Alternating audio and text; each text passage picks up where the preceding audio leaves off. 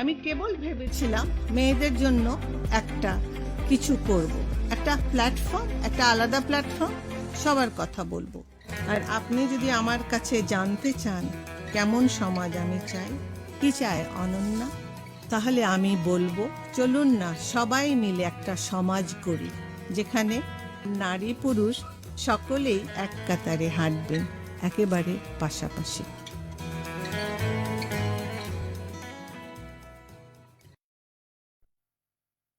সবাইকে স্বাগত জানাচ্ছি পাক্ষিক গণনা সাপ্তাহিক আয়োজন সোজা কথায়, সঙ্গে আছে আমি বিধি সপ্তর্ষি। আমাদের আজকের আলোচনার বিষয়বস্তু বর্তমানে গণমাধ্যমের স্বাধীনতা এবং ভবিষ্যৎ। এবং আমাদের সঙ্গে আলোচনার জন্য আমাদের সঙ্গে যুক্ত হচ্ছেন অনলাইনে তাসনিম খলিল, প্রধান সম্পাদক নেত্র নিউজ। আমাদের সঙ্গে যুক্ত হচ্ছেন নাইমুল ইসলাম খান, দৈনিক আমাদের নতুন সময়ের প্রধান সম্পাদক। এবং আমাদের সঙ্গে আরো যুক্ত হচ্ছেন আল মামুন, অধ্যাপক, গণযোগাযোগ ও সাংবাদিকতা বিভাগের, রাজশাহী বিশ্ববিদ্যালয় থেকে। দর্শক, আমরা জানি গণমাধ্যম নিয়ে গত এক দশক ধরে মানুষের মধ্যে যেমন অনাস্থা বেড়েছে, তেমনি যারা গণমাধ্যম কর্মী রয়েছেন তাদের কিন্তু পেশাগত ঝুঁকি বেড়েছে। এবং আমরা দেখেছি যে গণমাধ্যমগুলোর যে মালিক নির্ভর, মুনাফা নির্ভর যে প্রবণতা, সেগুলো বেড়েছে। আমরা বিগত কয়েকটি ঘটনার দিকেও যদি আমরা দেখি, তাহলে আমরা দেখবো যে সেখানে মানুষ আসলে বিভিন্নভাবে সমালোচনা করেছেন, সম্পাদকদের সমালোচনা করেছেন, গণমাধ্যম কর্মীদের সমালোচনা করেছেন। এবং আমরা দেখেছি যে গণমাধ্যম কর্মীরা যারা মাঠে ঘাটে কাজ করেন তাদেরও এক ধরনের পেশাগত ঝুঁকি রয়েছে। তো আমি শুরুটা করব, যেহেতু বিশ্ববিদ্যালয় থেকে গণমাধ্যম কর্মীরা গণমাধ্যম নিয়ে পড়াশোনা করেন, সাংবাদিকতা নিয়ে পড়াশোনা করেন, তারা আসলে শিখে আসেন এক ধরনের জিনিস, এবং সেটা আসলে প্রায়োগিক বাস্তবতায় গিয়ে কি পরিস্থিতি দাঁড়ায় সেইটির আমরা একটা চিত্র দেখার জন্য আমরা শুরুতেই চলে যাব আল মামুন আপনার কাছে। আপনার কাছে জানতে চাই যে সাংবাদিকতাটা অনেকেই আসেন খুবই প্যাশনের জায়গা থেকে, ভালোবেসে এবং কিছু একটা করতে চান সেই জায়গাটা থেকে। তো এখন আসলে বর্তমানে সাংবাদিকতার যেই পরিসীমা, যেই পরিধি, যে যতটুকু বিস্তৃত, সেখান থেকে আসলে পাঠ্যপুস্তকে সাংবাদিকতা কেমন, এবং বর্তমান পরিস্থিতিতে আসলে মাঠে নেমে সাংবাদিকতার অবস্থাটা কেমন বলে আপনার কাছে মনে হয়? যেটা আসলে বর্তমান বলে যে সময়টাকে আমরা ভাবি, সেটা আসলে অতীত বিযুক্ত না। অতীতটা সবসময় এমবেডেড ইনসাইড দ্যাট কন্টেম্পোরারি এবং দ্য ফিউচার উই ইমাজিন। তো ফলে আমার কাছে মনে হয় যে ইতিহাসের ওই জায়গা থেকে শুরু করা উচিত, করা দরকার, যে কিভাবে সাংবাদিকতা শুরু হলো। এখানে নাইম ভাই আছেন, আমাদের ডিপার্টমেন্টের সবচেয়ে ফার্স্ট ব্যাচের অনার্সের শিক্ষার্থী ছিলেন উনি। Taslim Khalil one of the best journalist around, সেটাও আমরা জানি। তো আমি ওইখানে শুরু করতে চাই, যেখানে সাংবাদিকতা শুরু করলো কিভাবে, পেনি প্রেসটা কিভাবে শুরু হলো। যদি আমরা দেখি যে মডার্ন জার্নালিজম এবং গুটেনবার্গ প্রেসের পরে কিভাবে শুরু হয়েছে, সেই সময়টা খুব ইন্টারেস্টিং একটা সময়। আপনি দেখবেন যে নিউ ইয়র্কে যখন নিউজ কিভাবে আসছে, কিসের নিউজ, কিভাবে নিউজ আসছে, দেখবেন যে প্যাম্পলেটে যেখানে পণ্যের তালিকা আছে, যে ইউরোপ থেকে কি কি পণ্য যাচ্ছে আমেরিকায়, নিউ ইয়র্ক বন্দরে, কিংবা বিভিন্ন এশিয়া থেকে বিভিন্ন কলোনি থেকে কিভাবে যাচ্ছে, সেই পণ্যের একটা তালিকা থাকে। সেখানে খুচরো খুচরো দু একটা সংবাদ থাকে, ওখানে ওয়েদার কেমন, ওখানে বাজার দর কেমন, স্টকের হিসেব কেমন, এই যে স্ট্রাকচার। এবং সেখান থেকে আমরা দেখলাম যে যখন ম্যাথ সোসাইটি, আমরা যেটাকে বলছি যে শিক্ষার একটা বিস্তার ঘটলো, মডার্ন রাষ্ট্রের একটা বিকাশ ঘটছে, এই সময়টাতে বলা যায় যে সাংবাদিকতা, মডার্ন সাংবাদিকতা শুরু হচ্ছে। তো এই মডার্ন সাংবাদিকতা, আধুনিক সাংবাদিকতা বলে আমরা যা বুঝি, সেটা বেড়ে উঠেছে ওইভাবে। কিন্তু যেটা দেখতে পাই আমরা, যে মডার্ন সাংবাদিকতা শুরুর পরে থেকে যেটা হয়, যে একটা যেটা হচ্ছে মডার্ন সাংবাদিকতা, যে প্রশ্নটা এখানে আছে, যে গণমাধ্যমের স্বাধীনতা, এই স্বাধীনতার প্রশ্নটা একটা গুরুত্বপূর্ণ প্রশ্ন হিসেবে যখনই শিক্ষা বাড়ছে, গণতন্ত্রায়নের প্রক্রিয়াটা শুরু হচ্ছে, ভোটাধিকার তৈরি হচ্ছে, ফলে মডার্ন সাংবাদিকতায় এই এথিক্সের প্রশ্ন, তার সিভিল সোসাইটির একটা রোল, যেটাকে আমরা বলি পাবলিক স্ফিয়ার, যেটা আপনি ধরেন হেবারমাস এবং অন্যরা আর্টিকুলেট করেছেন, সেই পাবলিক স্ফিয়ারের একটা স্পেস হিসেবে মডার্ন সাংবাদিকতা ভাবা শুরু হলো। এবং আপনি দেখবেন যে 50-এর দশকেও যেটা বলা যায় যে বিশাল একটা স্ট্রাগল আমেরিকাতে ঘটেছে, যে যখন সাংবাদিকতা, যেটাকে আমরা বলতে পারি যে লিবারাল কল্পনা, যে ইনভেস্টমেন্ট যেখান থেকেই আসুক না কেন, ইনভেস্টমেন্ট যেভাবেই আসুক না কেন, সাংবাদিকতার কিছু মান, কিছু নীতি নৈতিকতা, কিছু স্ট্রাকচার, কিছু ফরম্যাট, এগুলো মানতে হবে। তো সেই পর্যায়ে থেকে সাংবাদিকতা এগিয়েছে, এবং আমরা দেখতেছি বিশ্বব্যাপী, ইভেন বাংলাদেশেও নাইম ভাইদের কথাও আমি বলতে পারবো যে তারা আজকের কাগজ যেভাবে শুরু করেছিলেন, that was one of the beginning of professional journalism in Bangladesh. যে নাইম ভাইরা এবং মতিউর রহমান ভাইরা যেভাবে শুরু করেছিলেন, সেই সময়টা যেটা হচ্ছে যে এই শতকের একদম শুরুর দিকে বা 90-এর দশকের শুরুর দিকে, তো সেই পর্যায়টাও কেন আর থাকলো না? আজকে যখন গণমাধ্যমের প্রতি মানুষের এইরকম অনাস্থা বেড়ে যাচ্ছে এবং গণমাধ্যম আমরা দেখতে পাচ্ছি যে কি ভূমিকা পালন করছে, তখন এই প্রশ্নটা আসে এবং তখন আপনাকে দেখতে হবে যে কেন এটা ঘটে। এবং এইখানে আমি আরেকটা আর্গুমেন্ট নিয়ে এসে আসলে আলোচনার সূত্রপাত করতে চাই, যেটা হলো যে আমরা একসময় ভেবেছিলাম 4 থিওরিজ অফ দ্য প্রেস নামের একটা থিওরির কথা আমরা ভেবেছিলাম, এবং তারপরে দেখলাম যে না, that's not the true thing. যেটা হলো যে আমরা বলছি যে হ্যাঁ, সোভিয়েত ইউনিয়নের যে রাষ্ট্রগুলো, কমিউনিস্ট রাষ্ট্রগুলো হচ্ছে পরাধীন রাষ্ট্র, ইলিবারাল রাষ্ট্র, ফলে ওখানে গণতন্ত্র নাই, ওখানে প্রেসের স্বাধীনতা নাই। কিন্তু আমরা দেখলাম যে চমস্কি এবং হারম্যানের বইটা আমি অনুবাদ করেছিলাম, এটা ম্যানুফ্যাকচারিং কনসেন্ট বইটার নাম, political economy of the mass media. তো সেই বইয়ের যে মডেলটা ডেভেলপ করা হয়েছে, সেই মডেলের মেজর আর্গুমেন্টটা হলো এই যে মালিকানা, বিজ্ঞাপন এবং অন্যান্য বেশ কিছু কন্ডিশনের কারণে। আপনাকে ধন্যবাদ, আবার আপনার সাথে কথা বলবো। আমি ঠিক আপনার কথা প্রসঙ্গ ধরে আমরা নাইমুল ইসলাম খান আমার মনে হয় না কথা বলতে হয় না, একটা আর্গুমেন্ট আপনি ফ্রন্ট থেকে দিবেন, আপনাকে তাহলে প্রথমে বলে দিতে আপনি কি সময় দিচ্ছেন। আমি আবার আপনার কাছে আসছি, আমি না আপনি আসেন বা না আসেন, that's not the question. Question হচ্ছে আপনাকে তাহলে শুরুতেই বলে দিতে হতো যে আপনি কি বলতে চাচ্ছেন, 2 মিনিট না 5 মিনিট, এটা বিজ্ঞাপনের ব্রেকের মতো করে আপনি আমাদের আসলে সবাইকে সময় দিতে হবে, এবং যেহেতু প্রসঙ্গটা আমি জানি উইদাউট আস্কিং মি আপনি পারেন না, এটা আপনি সময় না বলে দিয়ে এটা পারেন না। I am sorry. জি জি জি, নিশ্চয়ই আপনি শেষ করেন। জি জি, নিশ্চয়ই।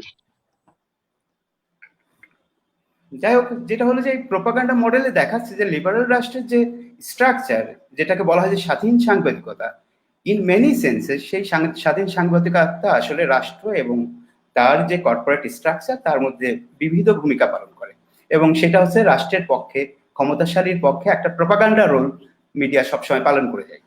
এবং একটা ব্রডার কনসেনসাস সেখানে থাকে, নিউ ইয়র্ক টাইমস থেকে শুরু করে সকল পত্রিকা, এবং আমরা দেখতে পাবো যে আমাদের দেশেও তাই একটা ব্রডার কনসেনসাস আছে। যেমন ধরেন যে নিউ লিবারালাইজেশনের যে মানে আপনার বিভিন্ন রাষ্ট্রীয় প্রতিষ্ঠান যে চলে গেল বেসরকারি খাতে, তারও কোনো কোশ্চিন, কোনো ক্রিটিক কখনো হয় না। তো যাই হোক, এই লেভেল থেকে আরো পরে এসে যদি আমরা দেখি যে আজকের যে সাংবাদিকতা, আমি তার একটা অংশকে বলবো যে প্রিডেটরি জার্নালিজম, যেটাকে আমি কয়েকদিন ধরে বলতে চেষ্টা করছি যে এই জার্নালিজমে যেটা হয়েছে, এখানকার মালিক এবং রাষ্ট্র ক্ষমতা এবং তার সাথে বিভিন্ন বাহিনীর যে ওতপ্রোত যোগাযোগ, এর ফলে যেটা হয়েছে যে মিডিয়া ইটসেলফ রাষ্ট্র এবং এই ক্ষমতা চক্রের একটা পার্ট হয়ে উঠেছে, এবং সে এই প্রিডেটরি ভূমিকাটা পালন করছে। এই পর্যন্ত আমি বলতে চেয়েছিলাম। ধন্যবাদ। ধন্যবাদ আপনাকে। আপনি ঠিক যে প্রশ্নটি উত্থাপন করেছেন যে গণমাধ্যমের স্বাধীনতা নিয়ে, নাইমুল ইসলাম খান, আপনার কাছে এই প্রশ্নটি আমি রাখতে চাই যে গণমাধ্যমের স্বাধীনতা আসলে আছে কিনা। আমরা বিভিন্ন কমেন্টও দেখতে পাচ্ছি, এখানে যারা কমেন্ট করছেন, যারা দর্শক আছেন, তারা বলছেন যে মিডিয়া কিভাবে একচেটিয়া ভাবে আসলে মুনাফালোভী ব্যবসায়ীদের প্রতিনিধিত্ব করছে, এবং আমাদের সঙ্গে যিনি শিক্ষক আছেন রাজশাহী বিশ্ববিদ্যালয়ে, তিনিও এই কথাটি বললেন। আপনার কাছে ঠিক এই প্রশ্নটি আমার যে আমিও জানতে চাই যে গণমাধ্যমের স্বাধীনতা আছে কিনা। না, আপনাকে অনেক ধন্যবাদ। এখন স্বাধীনতা আছে কিনা এগুলো তো নানান ভাবে, ধরেন একজন শিক্ষক একাডেমিক্যালি যেভাবে উপস্থাপন করেছেন, আমি তার সাথে এখানে কোনোভাবেই ভিন্নমত করার কোনো স্কোপ নাই। আমি একেবারেই একজন প্রায়োগিক, মানে একটা পত্রিকা করি বলে ওই অর্থে প্রায়োগিক। আমি নিজে যেহেতু রিপোর্টার হিসেবে ক্যারিয়ার শুরু করেছি সেই অর্থে, তো এই এক্সপিরিয়েন্স গুলি থেকে উনি এখানে রেফার করলেন আজকের কাগজের প্রচেষ্টাটার সঙ্গে। তো এখানে আমি বলবো যে আমাদের স্বাধীনতা আছে, কিন্তু এই স্বাধীনতা মানে যতখানি আছে ততখানি আমরা সবাই ব্যবহার করি না। আবার কোন কোন ক্ষেত্রে আমাদের স্বাধীনতা নাই, সেজন্য আমরা ন্যাচারালি হাহাকার করি, মানে আমরা স্বাধীনতাটা আপনি বলছেন কিছু কিছু ক্ষেত্রে স্বাধীনতা নাই, কিছু কিছু ক্ষেত্রে যেখানে আমাদের স্বাধীনতা আছে সেটুকু আমরা ভোগ ঠিকমতো করি না, মানে ঠিকমতো করি না তা না, আমরা করতে চাইও না। ধরেন এই যে সর্বশেষ যেটা আলোচনা হয় মুনিয়া মানে এই আমরাটা এবং আসলে আনভিরের, কারা? এটা কি আসলে আমরা সংবাদপত্র বা প্রত্যেকটা গণমাধ্যমের তো বিভিন্ন শ্রেণী আছে, মালিক পক্ষ আছে, তারপরে সম্পাদকদের একটা আবার আলাদা একটা শ্রেণী আছে, আবার যারা একদম তৃণমূলে গিয়ে কাজ করেন, রিপোর্টার, গণমাধ্যম কর্মী যারা, তারাও রয়েছেন। আসলে এই যে ব্যবহার করতে না চাওয়াটা, এটা এটা আসলে কারা চাচ্ছেন না, মানে কারা চাইছে না? মানে মানে আপা, এটা আপনারা কি যখন মালিক পক্ষ, অনুষ্ঠানটা করেন আপনাদের রিপোর্টাররা চাচ্ছে প্রশ্ন না নাকি? থাকে খুব, আপনাদের প্রশ্ন হয় খুবই উচ্চাভিলাষী, কিন্তু জবাবের স্পেস খুবই কম। তো এটা খুব ডিফিকাল্ট, কিন্তু না না, মানে আমি আপনি তো আসলে একটু বলবেন। সরল করেই আমি জানতে চাইছি কারা চাইছে না না। না, সরল সরল সরল না তো। দেখেন, আমি কিছুটা যাচ্ছিলাম ওইদিকে, যে ধরেন এই যে মুনিয়ার ঘটনাটাতে এইখানে তো সরকার এসে বাধা দেয়নি। Very interesting. মানে এত বড় একটা ঘটনায় ফর দি ফার্স্ট টাইম আমরা দেখলাম যে সরকার বরং খুবই স্বাভাবিকভাবে, মানে আমাদেরকে আশ্চর্য করে এত বড় একটা বিপজ্জনক মামলা গুলশান থানা গ্রহণ করলো, তারা আবার টেলিভিশনের সামনে নাম সহ বলেও দিচ্ছে। তখন সংবাদপত্র কুণ্ঠিত হয়ে গেল, কোন সংবাদপত্র ছাপলোই না। এটা কিন্তু শুধু বাংলাদেশ প্রতিদিনের ব্যাপার না, বা কালের কণ্ঠ না। আপনি দেখেন যুগান্তর ছাপলো না, সমকাল ছাপলো না, প্রথম আলো ছাপলো, কিন্তু তারা ট্রিটমেন্ট দিল খুব দুর্বল। এখন এইখানে কে? আপনি বলবেন মালিক। আপনি আমাকে বিশ্বাস করতে বলবেন যে প্রথম আলোর মালিক একটা ডিক্টেট করেছে? অ্যাবসলিউটলি না।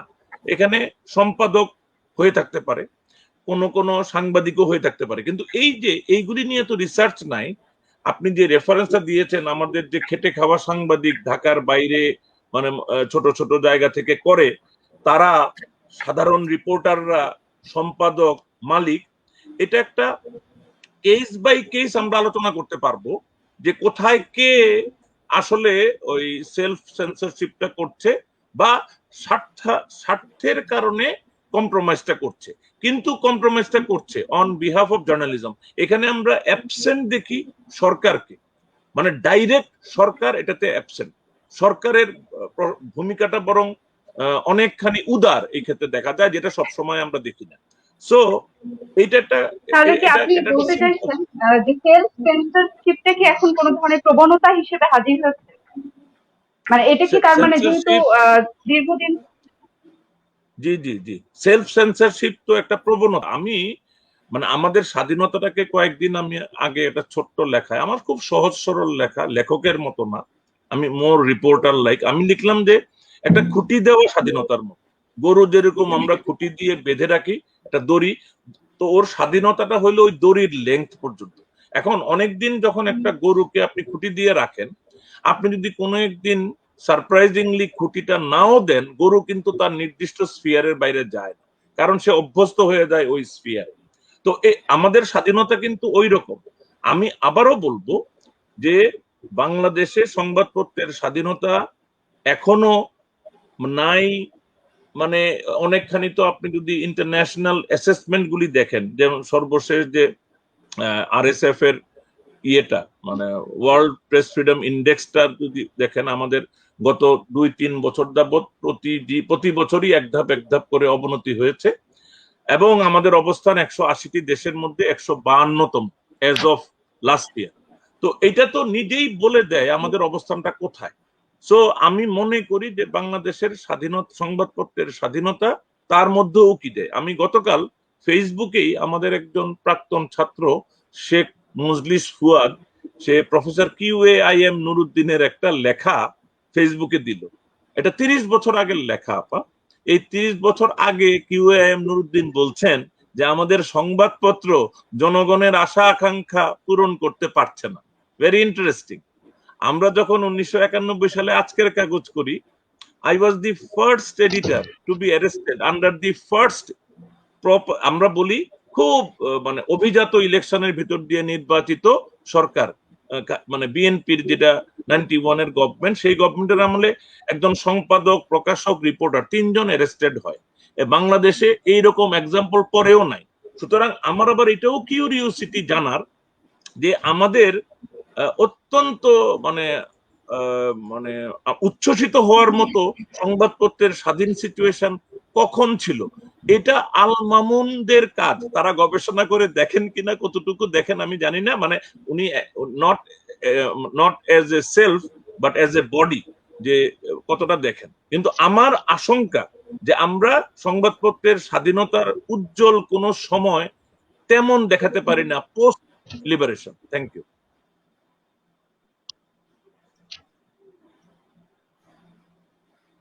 জি আচ্ছা, নেটওয়ার্কে কোনো সমস্যা হচ্ছে সম্ভবত। ধন্যবাদ নাইমুল ইসলাম খান। আমি তাসলিম খলিল, আপনার কাছে জানতে চাইবো। ধন্যবাদ। আমাদের একটু সম্ভবত নেটওয়ার্কের কোন একটা সমস্যার কারণে আসলে কথাটা ওইভাবে সময় মতো কেউই কারোরটা শুনতে পাচ্ছি না।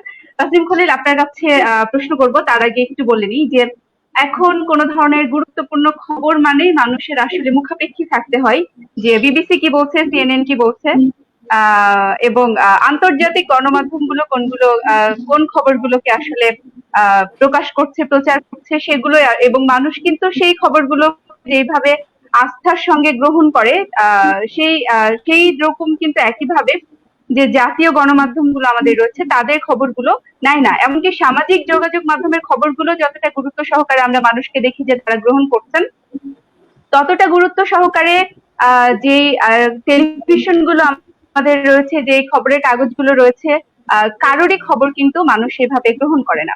এবং এখানে আমরা কথা বলছিলাম সেলফ সেন্সরশিপ নিয়ে। তো আপনি কি বলবেন, এই সেলফ সেন্সরশিপটা যদি এখন থেকেও থাকে, সেইটা কি আসলে এখন প্রবণতার জন্য হয়েছে, নাকি আসলে দীর্ঘদিন ধরে এই চর্চাটা বহাল থাকার কারণে মানুষ এখন অকারণে ভয় পায়, আসলে মনেই করে যে না, এটা বললে তো আমার এইরকম সমস্যা হয়, এটা বললে তো গণমাধ্যমে বন্ধ হয়ে যাবে, কি মনে করেন? ধন্যবাদ বিথি আপনাকে। এখানে আমি যেটা বলতে চাই সেটা হলো যে আপনি একটা পয়েন্ট দিয়ে যেটা শুরু করলেন, আমার মনে পড়ে না কখনোই বাংলাদেশের মানুষ একেবারে আসল খবর, সত্য খবর, অথেন্টিক ইনফরমেশন এসবের জন্য বিবিসি বাংলার উপর নির্ভর করেছিল না, অথবা ভয়েস অফ আমেরিকার উপর নির্ভর করেছিল না। যেমন আমি এরশাদের সময়, যখন আমরা একেবারে টিনেজ ছিল আমাদের, তখনও কিন্তু আমরা দেখতাম যে ঢাকায় কি হচ্ছে সেই খবরটার জন্য কিন্তু আমরা আমাদের বাবা মারা কিন্তু বিবিসি বা ভয়েস অফ আমেরিকার উপর অনেক বেশি নির্ভর করতেন। তো এখন যে খুব একটা পরিবর্তন হয়েছে ওই দিক থেকে, যে বাংলাদেশের বাইরের সংবাদ মাধ্যমের উপর নির্ভরশীলতা, এটা আমি মনে করি যে আমাদের একটু ভেবে দেখতে হবে। আমার মনে হয় না যে খুব একটা পরিবর্তন হয়েছে ক্রেডিবিলিটির জায়গাটা যদি আমরা দেখি। আর এখানে আপনি আরেকটা কথা বলেছেন যে নাইম ভাই কিন্তু খুব সুন্দর একটা কথা বলেছেন, যে এই যে গরু এবং তাকে যে একটা নির্দিষ্ট সীমা দিয়ে দেওয়া। একটা সাংবাদিকতার একটা কথা আছে, যখনই আমরা বলি যে freedom of the press is guaranteed to those who won one, মানে যার প্রেস আছে ফ্রিডম অফ দ্য প্রেসটা তার কাছে। তো বাংলাদেশে সাম্প্রতিক সময়ে, অন্তত গত বেশ কয়েক বছর ধরে আমরা যেটা দেখেছি, যে একটা নির্দিষ্ট গোয়ালের গরুদেরকেই কিন্তু প্রেস ওন করার পারমিশন দেওয়া হয়েছে বিভিন্নভাবে। যেমন এখানে আমি বলতে পারি যে সম্প্রতি একটা স্টাডি এসেছে সেন্টার ফর গভর্নেন্স স্টাডিজ থেকে, সেটা মোহাম্মদ সাজ্জাদুর রহমান এবং আলী রিয়াজের গবেষণা। সেখানে কিন্তু তারা দেখাচ্ছেন যে কিভাবে বাংলাদেশের লিগেসি মিডিয়া যেগুলো, সেগুলা কিভাবে আসলে ওনারশিপ স্ট্রাকচার অনুযায়ী নিয়ন্ত্রিত হয়। এই ওয়েবসাইটটা হলো bdmediaowners.com। এটা যারা আপনার দর্শকরা ওখানে গিয়ে পুরো রিপোর্টটা দেখতে পারেন। আমি এখানে ছোট্ট করে একটু বলি যে সেখানে দেখা যাচ্ছে যে বাংলাদেশে মিডিয়ার ওনার কারা। মিডিয়ার ওনার হলেন যারা বড় বড় ব্যবসায়ী গ্রুপ, তারা মূলত মিডিয়ার ওনার। এর মধ্যে অনেকে আছেন আবার একই পরিবারের সদস্য, আবার এরা সবাই কিন্তু কোনো না কোনো ভাবে ক্ষমতাসীন দলের সাথে যুক্ত। তো আপনি যখন একই গোয়ালের গরুদেরকে মিডিয়ার ওনারশিপটা দিবেন, তখন কিন্তু এই যে মিডিয়ার যে প্লুরালিটি, যেটা মিডিয়ার বিভিন্ন ধরনের ট্রিটমেন্টের যে বৈচিত্র্য যেটা থাকবে, সেটা কিন্তু আপনি প্রথমেই সরিয়ে নেবেন। তো সেক্ষেত্রে সবাই, বাংলাদেশে যে ব্যবস্থাটা করা হয়েছে গত কয়েক বছরে, সেটা কিন্তু একটি নির্দিষ্ট দলের প্রতি, ক্ষমতাসীন দলের প্রতি অনুগত যে সমস্ত গ্রুপ আছেন, বিজনেস গ্রুপ যারা আছেন, বা সাংবাদিকদের মধ্যে যারা নেতৃস্থানীয় আছেন, যারা অনুগত, তাদেরকে মিডিয়া ওনারশিপ গুলা বিভিন্নভাবে দেয়া হয়েছে। বিশেষ করে আমরা যেটা দেখি লিগেসি মিডিয়ার মধ্যে, আমরা যদি টেলিভিশনের কথা বলি, টেলিভিশন চ্যানেলগুলোর লাইসেন্সিং এর বিষয়টা যদি আমরা দেখি, আমরা দেখবো যে এই টেলিভিশন চ্যানেলগুলো বেশিরভাগই গিয়েছে ক্ষমতাশীল দলের অনুগত লোকজনের কাছে। পত্রপত্রিকার ক্ষেত্রে আমরা দেখছি এখানে, এটা আগেও ছিল, নাইম ভাই আরো ভালো বলতে পারবেন, যারা সরকারের প্রতি যারা অনুগত তারা অনেক আগে থেকে ডিএফপি ছিল আগে, আমি জানি না এখন হয়তো নাম চেঞ্জ হয়ে গিয়ে থাকতে পারে। ডিএফপির বিজ্ঞাপন কারা পাবে, এটা একটা বড় ইকুয়েশন ছিল। তো এইভাবে কিন্তু নিয়ন্ত্রণ করার একটা প্রবণতা আমরা দেখেছি। এখানে আমি বলবো না এটা সেলফ সেন্সরশিপ, আমি বলবো যে গরুগুলার কথা নাইম ভাই বলেছেন, সেই গরুগুলার কিন্তু নিউজ এজেন্ডা খুবই কমন, যে আমরা এই বিষয়গুলো নিয়ে আমরা কথা বলবো এবং বাকি বিষয়গুলো নিয়ে আমরা কথা বলবো। এই প্রসঙ্গে আরেকটু যুক্ত করব যে আমরা কর্পোরেট যে হাউসগুলোর কথা আমরা বলছি, এক এক ধরনের কর্পোরেট যে হাউসগুলো রয়েছেন এবং সাংবাদিকরা যেই কর্পোরেট হাউসের অধীনে কাজ করেন, এক একটা হাউসের দেখা যাচ্ছে 20-30 জন সাংবাদিক, আরেকটা হাউসের 20-30 জন সাংবাদিক।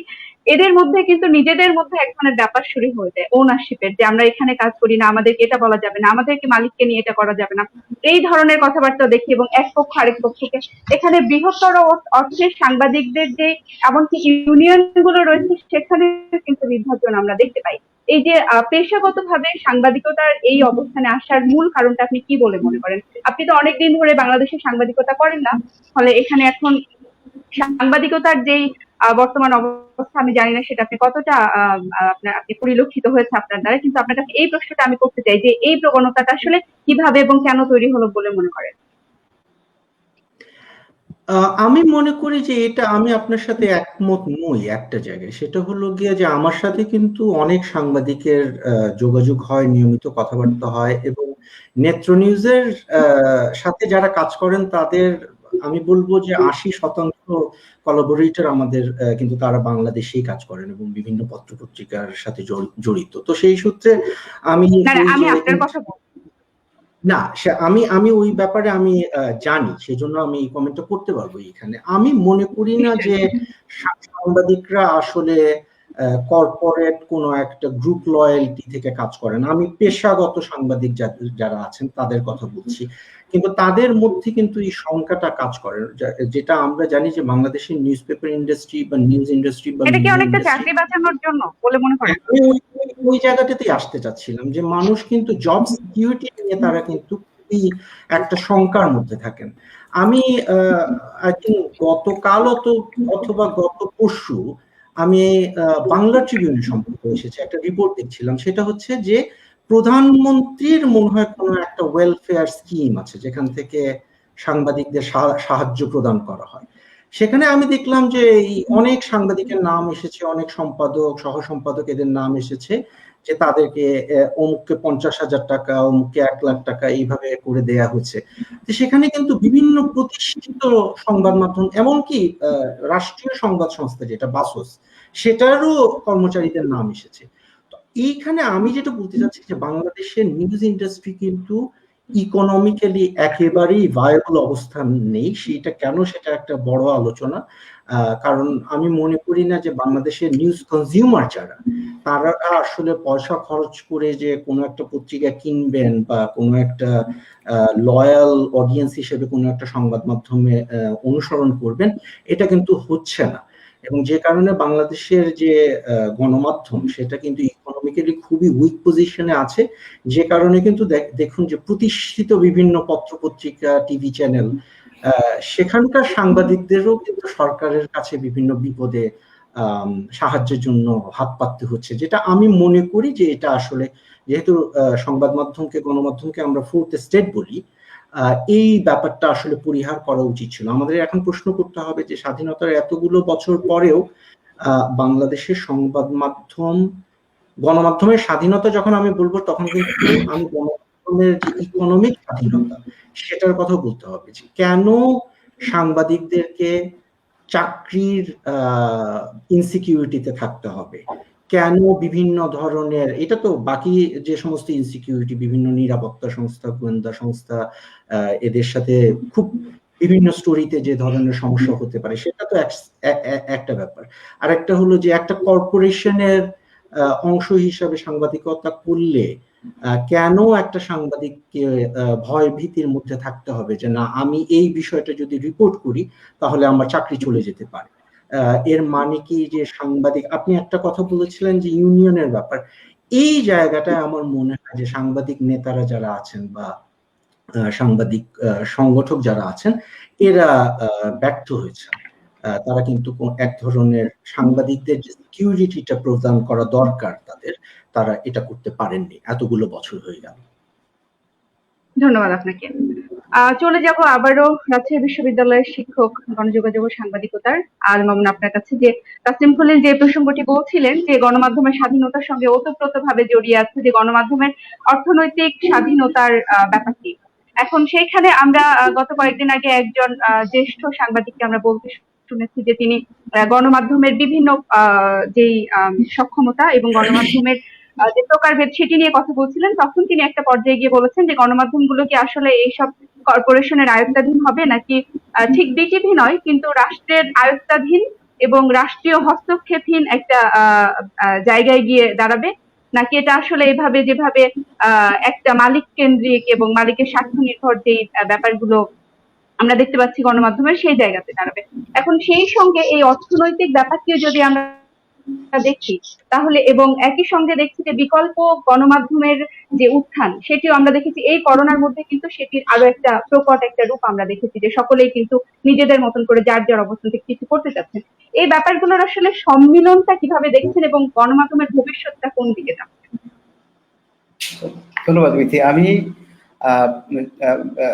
নাইমুল ভাই এবং তাসনিম যা বললো ইন্টারেস্টিং ভালো কয়েকটা পয়েন্ট বলেছে, আমি সেটিগুলোকে আরেকটু মানে থ্রেড মানে একসাথে যুক্ত করে দেখতে চাই। সেটা হলো যে ধরেন এই যে মালিকানার কথা আমরা বলছি, এই মালিক যারা এখন কর্পোরেট মালিকানার কথা বলছি, নাইম ভাই বলছেন, এবং বাধা গরুর মতো যে অবস্থা সেই অবস্থা বলছেন। তো এই কর্পোরেট মালিকের যে রাইস, সেই মালিকানার তারা কারা? আমরা যদি দেখি তাদের এই যে এই অংশটাকে ইকোনমিক্সটা বলে লুম্পেন বুর্জোয়া শ্রেণী। তো এই লুম্পেন বুর্জোয়া শ্রেণী ইউরোপে যেভাবে ডেভেলপ করেছে কিংবা মার্কিন যুক্তরাষ্ট্রে, সেটা কিন্তু বাংলাদেশে ডেভেলপ করে নাই। বাংলাদেশে 80-র দশকে যে শ্রেণীটা গড়ে উঠতেছে কোটিপতি হিসেবে, সেই কোটিপতি শ্রেণীটা পরবর্তী সময় কিভাবে রাষ্ট্রের সাথে তার যোগাযোগটা কি? 80-র দশকে ইভেন 90-র দশকে আপনি দেখেন পার্লামেন্টে কারা ইলেক্টেড হয়ে আসছে এবং তারপরে কারা আসছে, তাহলে আপনি দেখতে পাবেন যে এই যে লুম্পেন বুর্জোয়া শ্রেণী, যারা কর্পোরেশনের মালিক, যারা বিভিন্ন রকমের চেইন বিজনেসের মালিক, তারাই একই সাথে রাষ্ট্রের বিভিন্ন রকমের প্রতিষ্ঠানেরও মালিক, তারা রাষ্ট্রের বিভিন্ন সংস্থার মেম্বার এবং পার্ট। ফলে কি হয় যে এই অংশটা যে মালিকানা এবং রাষ্ট্র, এই দুটোকে আলাদা করে দেখার বোধহয় সুযোগ কমে গেছে। রাষ্ট্রের বিভিন্ন রকম স্টেক হোল্ডার হয়ে উঠেছেন তারা।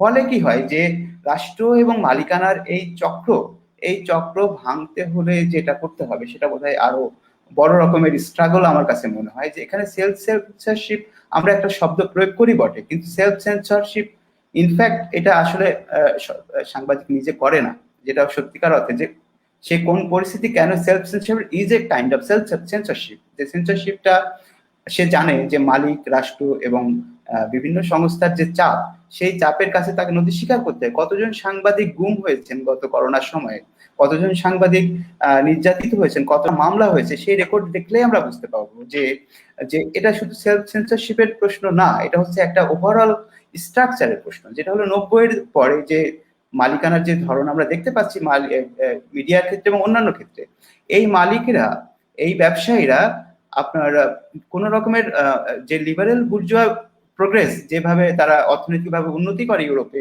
সেরকম হয় নাই। এখানে ব্যাংক লুট থেকে শুরু করে অবৈধ ব্যবসা, ইভেন ড্রাগের ব্যবসা, নানান রকমের বিচিত্র ব্যবসা, ভূমি দখলের ব্যবসা। আপনি এই যে মুনিয়ার কেসের ক্ষেত্রেও যে প্রসঙ্গটা আসবে বারবার, যে কারণ এক হাউস আর এক হাউসকে কেন নিউজ করছে না, যেমন বসুন্ধরার বিরুদ্ধে কেন অন্যরা নিউজ করছিল, কারণ তারা জানে যে বসুন্ধরার বিরুদ্ধে যদি আমি নিউজ করি তাহলে বসুন্ধরা আমাদের বিরুদ্ধে ওই রকমের নিউজগুলো করতে থাকবে। ফলে কি হয়, সবাই পরস্পরের ভীতি, পরস্পরের স্বার্থ রক্ষা করা এবং রাষ্ট্রের স্বার্থ রক্ষা করা, এই যে নেক্সাস, এই নেক্সাসটা ভয়ঙ্কর। যে আমার কাছে মনে হয় যে ইকোনমিক এই স্ট্রাকচারটা, যেখানে ধরেন যে আমাদের ব্যাংক লুট করে একজন পালিয়ে গেল কত 3,000-4,000 কোটি টাকা নিয়ে, এই ঘটনাগুলো ঘটে এবং তারাই মালিক হয়, বিভিন্ন স্টেক থাকে। যেমন ব্যাংক গড়ে তুললো আমাদের ছাত্রলীগের নেতা। আপনি কি বিশ্বাস করতে পারেন যে ঢাকা বিশ্ববিদ্যালয়ে 20 বছর আগে কোনো একজন ছাত্রলীগের নেতা একটা মোটরসাইকেলে করে আসতো? আজকে তারা হেলিকপ্টার করে বক্তৃতা করতে যায়, হুজুরেরা বক্তৃতা করতে যায়। তো এই যে মালিকানা এবং মানি ফ্লো, এই ফ্লোর উৎস কোথায় এবং কিভাবে এইটা সাংবাদিকতার চরিত্র বদলে দেয়, সেটা আমাদের বোধহয় ভাবা দরকার। এবং আমি দেখি যে এই যে মুনিয়ার কেসটা একটা গুরুত্বপূর্ণ কেস। মুনিয়ার কেস শুধু না, তার আগে আপনি ধরেন যে বাঁশখালীর যে মার্ডারের কেস, কিংবা তার আগে হেফাজতের 18 জন না 22 জন মানুষ খুনের কেস, এই কেসগুলো নট রিপোর্টেড প্রপারলি। আপনি কোনো হিউম্যানাইজড স্টোরি দেখবেন না কোনো শ্রমিককে নিয়ে, আপনি কোনো হিউম্যানাইজড রিপোর্ট দেখবেন না একজন মাদ্রাসার স্টুডেন্টকে নিয়ে যে খুন হয়েছে, কিংবা ওই এলাকার মানুষকে নিয়ে কোনো স্টোরি নাই। এতজন খুন হয়েছে, স্ট্যাটিস্টিক্সটা পাচ্ছেন, কেন এটা হয়? এস আলম গ্রুপ কেন এটা করতে পারে, কেন বসুন্ধরা গ্রুপ এটা করতে পারে? কারণ এই যে ব্যবসায়ী শ্রেণীটা গড়ে উঠেছে 90-এর পরে থেকে, এই ব্যবসায়ী শ্রেণী রাষ্ট্রের সাথে ওতপ্রোতভাবে জড়িত। রাষ্ট্র লিবারালাইজ করেছে, বিভিন্ন প্রতিষ্ঠান ছেড়েছে, তারা কিনেছে, ব্যাংক কিনেছে, এবং সরকারি ব্যাংকের টাকা বেসরকারি ব্যাংকে নিয়েছে এবং সেই টাকাটা লোপাট হয়ে গেছে, এবং সেই টাকা এবং তারাই দেখা যাচ্ছে পার্লামেন্টে কথা বলছে। ফলে এই স্ট্রাকচারটা খুবই বিভৎস, এবং এই স্ট্রাকচার কোনোভাবেই গণমানুষের পক্ষেও না, সাংবাদিকের পক্ষেও না। আমি অসংখ্য ভালো সাংবাদিককে চিনি যারা চায় যে তারা ভালো রিপোর্ট করবেন, কিন্তু পারেন না। এবং ফলে যেটা হচ্ছে, এখন অল্টারনেটিভ মিডিয়ার আমাদের ভাবতে হবে যে এই মিডিয়ার স্ট্রাকচার আমরা কিভাবে ভাঙবো, এই মালিকানার প্যাটার্ন থেকে কিভাবে বাড়াবো, যে বহু স্বর কিভাবে বেরিয়ে আসবে, এই দিকটা ভাবতে হবে। এবং অল্টারনেটিভ মিডিয়া এবং সোশ্যাল মিডিয়ার যে স্পেসগুলো তৈরি হচ্ছে, যেগুলো সাংবাদিকদের বোধহয় ওইটাও ভাবা দরকার যে তার আর হার্ড নিউজ করা দরকার নাই, তার ইমিডিয়েট মুনিয়ার মৃত্যুর পরেই সময় টেলিভিশন যেভাবে 10টা মুনিয়া কিভাবে পরকিয়া করতো কিংবা কার সাথে কি করতো, এই 10টা নিউজ একসাথে ছেড়ে দিতে পারে। এটা তো একটা ভয়াবহ প্রবণতা, যে যে খুন হয়েছে তাকে আমি, সেই মৃত লাশটাকে নিয়ে আমি এইভাবে রিপোর্ট করছি। সময় টেলিভিশনকে দেখলাম, আরো বেশ কয়েকটাকে দেখলাম। তো এইগুলো তো বিভৎস। এই প্রবণতাগুলো আসে কোত্থেকে? কিংবা যেটা দেশ রূপান্তরে যে রিপোর্টটা ছাপা হলো, এবং আরো দু একটা পত্রিকায় ছাপা হলো, যে আমরা দেখতে পাচ্ছি তার আগের রাতে ওইটা পাঠানো হয়েছে সামহাও একটা কপি, যে কপি জাস্ট সার্কুলেটেড হয়ে গেছে। তো এটা আমার ধারণা যে 90-এর দশকে হতো না। ফলে নাইমুল ভাই যেটা বলছেন যে হ্যাঁ স্বাধীনতা ছিল না, বিবিসির উপরে যে নির্ভরতা, আমাদের তাসলিমও বললেন যে এই নির্ভরতা তো 70-এর দশক, 80-এর দশকে, 90-এর দশকে আমরা দেখেছি এবং এখনো আছে। কিন্তু এখন বোধহয় সাংবাদিকতার একটা বড় রকমের রূপান্তর ঘটেছে নাইম ভাই, যেটা বোধহয় আমাদের অ্যাড্রেস করা দরকার, যে এই সাংবাদিকতা ঠিক ইভেন 90-এর সাংবাদিকতা না। 90-এর সাংবাদিকতাও এইভাবে মানে যেটাকে বলে কাছা খুলে মানে একটা ভিলিফিকেশন, একটা সার্টেন গ্রুপ অফ পিপুলকে। যেমন ধরেন যে আপনি যখন আপনার রোহিঙ্গাদের সরানো হলো, আপনার মনে থাকার কথা যে রোহিঙ্গাদের সরানোর, তারা বিদেশে ডিপার্টেড হবে কি হবে না এই প্রশ্ন যখন আসে, তার ঠিক আগে 10-20টা পত্রিকায় রিপোর্ট আসতে থাকলো যে রোহিঙ্গা ওই এলাকাগুলোতে বিপুল পরিমাণে অস্ত্র পাওয়া যাচ্ছে না, দিনের বেলায় থাকে সাধারণ, রাতের বেলায় ওখানে অস্ত্রধারীদের নিয়ন্ত্রণে চলে যায়। তো এই যে রিপোর্ট কেন আগে করেনি তারা, ওই মুহূর্তটাতে কেন করছে? এই যে মোমেন্টাম, এই যে মোমেন্ট, এইগুলো আমাদের ভাবা দরকার। ফলে আমার কাছে সাংবাদিকতা মনে হয় না যে 90-এর সাংবাদিকতা এবং 2020 সাংবাদিকতা একই রকমের প্যাটার্নের মধ্যে, স্বাধীনতার ওই ধরনের মধ্যে আছে। তো ফলে আমার কাছে মনে হয় যে এই জায়গাটা অ্যাড্রেস করা দরকার। আমার মনে হয় যে নাইম ভাই এবং তাসলিম ওনারা সাংবাদিকতার সাথে ওতপ্রোতভাবে জড়িত, ফিল্ডে আছেন, ওনারা আরো বাস্তবতাটা ভালো বুঝেন। আমার মনে হয় এই জায়গাগুলো অ্যাড্রেস করার দিকটা আমাদের দেখা দরকার। এবং সোশ্যাল মিডিয়া এবং অন্যান্য মিডিয়া যে ইমিডিয়েসিটাকে, ইমিডিয়েট নিডটা ফুলফিল করতেছে, তারপরের প্রশ্নটা যেটা ইন্টারপ্রেটেটিভ রিপোর্ট এবং ইনভেস্টিগেটিভ রিপোর্ট, আমরা বলি ব্যাখ্যামূলক এবং অনুসন্ধানমূলক রিপোর্ট, সেই দিকে সাংবাদিকতাকে যাওয়া দরকার। এবং আরো বেশি সোশ্যাল মিডিয়ার ওই মেটেরিয়াল গুলো ধরে ভিন্ন রকমের প্রশ্নগুলো হাজির করা দরকার। এবং এখানে আমার মনে হয় সাংবাদিক কমিউনিটি অ্যাজ এ কমিউনিটি, তাদের যে মোরাল স্ট্যান্ডার্ড এবং তারা যে অন্তত যে লিবারাল স্ট্যান্ডার্ড, তারা ধরেন যে আমি বলবো যে আজ থেকে 30 বছর আগে বা 40 বছর আগে থেকে বলতে শুরু করেছিল, সেই জায়গায় আসা দরকার। এবং বাংলাদেশে আমরা 90-এর দশকে দেখেছি সেই কথাগুলো বলতে শুরু করেছে, আমরা পেশাদার সাংবাদিক হতে চাই। সেইখানে কিভাবে আনা যায়, তার নীতি নৈতিকতা, ডিজিটাল সিকিউরিটি অ্যাক্টের মতো বাজে আইন বাতিল করা থেকে শুরু করে এই জায়গাগুলোতে আমাদের অবশ্যই একমত হতে হবে, সাংবাদিকদেরকে, শিক্ষকদেরকে, এবং যারা সমাজের ভালো চান, এই সমাজের মানুষের ভালো চান, তাদেরকে আসতে হবে। আর কোনো বিকল্প আমি দেখি না। ধন্যবাদ। ধন্যবাদ আপনাকে। সেই সঙ্গে একই সঙ্গে আমরা দেখতে পাচ্ছি যে বিজ্ঞাপনগুলো কিন্তু কমে যাচ্ছে। এইটা গত 1 বছর 1.5 বছর ধরে, বিশেষ করে করোনাকালীন সময়গুলোতে এসে গণমাধ্যমগুলো কিন্তু এক ধরনের বিপন্ন অবস্থার মধ্যে পড়ে গেছে, যে সকল বিজ্ঞাপনই চলে যাচ্ছে এবং অনলাইন যে পোর্টালগুলো তারা কিন্তু তুলনামূলকভাবে বেশি বিজ্ঞাপন পাচ্ছে। এবং আরো একটি প্রবণতা দেখলাম যে এমনকি যে বিজ্ঞাপনগুলো নির্মাণ করা হয় সেগুলো ওপিসি অনলাইন প্ল্যাটফর্মকে ঘিরেই বানানো হয়। সেক্ষেত্রে কি আমরা আসলে গণমাধ্যমের বর্তমান যে আস্থাহীনতা এবং বিজ্ঞাপনও চলে যাওয়া এবং সব মিলিয়ে আসলে গণমাধ্যম কর্মীদের কাজকর্মের অবস্থা সবকিছু মিলিয়ে আসলে কিসের ইঙ্গিত পাই? জি, এই গণমাধ্যম কোন প্রশ্ন দিকে যাচ্ছে আপনার কি মনে হয়? এটা কাকে বলছেন? আমাকে? আপনার কাছে এই প্রশ্নটা। আচ্ছা, থ্যাংক ইউ। এখন কিন্তু এই আমি একই আপনার কথা প্রশ্নটা আমি যদি আল মামুনের কাছেও, তাহলে আমার কাছে মনে হয় যে দুইটা জায়গা থেকে আমি পাবো। নাইমুল ইসলাম খান, আপনার পরে আমি ছোট করে একটু আল মামুনের কাছ থেকে আচ্ছা, প্রশ্ন করছি। নাঈম ভাই বলুন। হ্যাঁ, আমি এখানে আজকে আলোচনাটার কিন্তু আমার ব্যক্তিগতভাবে মনে হচ্ছে অত্যন্ত পজিটিভ ভাবে আগাচ্ছে। I find nothing to disagree with any one of you. এবং এখানে অসাধারণভাবে যে কথাগুলি আসছে, যেমন ধরেন আমরা সেলফ সেন্সরশিপের কথা বলি, কিন্তু এই সেলফ সেন্সরশিপের যে অধিকাংশটাই আসলে আলটিমেটলি সেন্সরশিপই, এটা সেলফের সেন্সরশিপ না। এই কথাগুলি তাসলিম হয়ে আল মামুন হয়ে এসছে, ফুললি আমি আমার একটা অবস্থান থেকে বলছিলাম, বাট আমারও পরবর্তী আলোচনায় গেলে আমারও ব্যাখ্যাটা এরকমই হইতো। এখন আমি বলি যে এখানে আরো কথা এসছে। তাসলিম খলিল একটা ফান্ডামেন্টাল জায়গায় নক করেছেন, সেটা হলো ডিএফপি। তো বাংলাদেশে কর্পোরেট যে আধিপত্য এবং কর্পোরেটের সাথে যে রাষ্ট্রের একাকার হয়ে যাওয়া, স্বার্থের লেনা দেনা ইত্যাদিতে, এটাও তো মানে অ্যাপ্রোপ্রিয়েটলি এখানে অ্যাড্রেসড হয়েছে।